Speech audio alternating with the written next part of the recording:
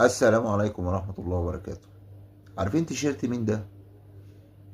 عارفين فانلة تيشيرت مين ده؟ رقم 24.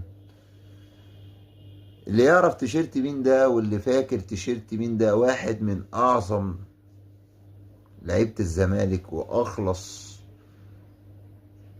من أنجبت لنادي الزمالك. يعني يقول لي في التعليقات كده، يقول لي ده تيشيرت مين؟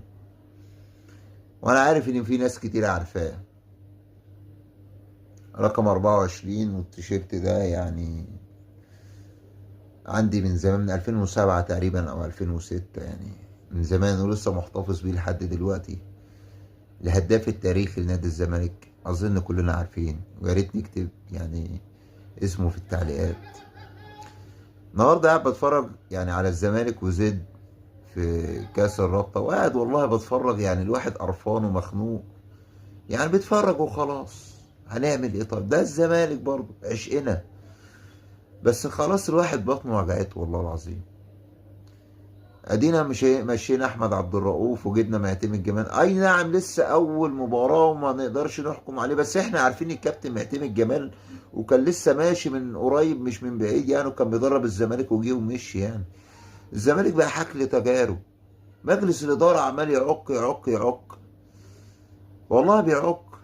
مش عارفين ينيلوا حاجة. ما تمشوا وتسيبوها، امشوا وسيبوها، كده كده خربانة، كده كده خربانة، امشوا وسيبوها. ارحمونا، ارحمونا بجد.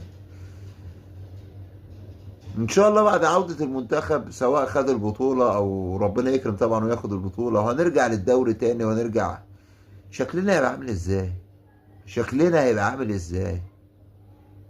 والله العظيم عرتونا، عرتونا. اسوأ مجلس ادارة جه في تاريخ نادي الزمالك، اسوأ من فترة ممدوح عباس نفسه. والله العظيم اسوأ من فترة ممدوح عباس نفسه. لنا الله، لنا الله.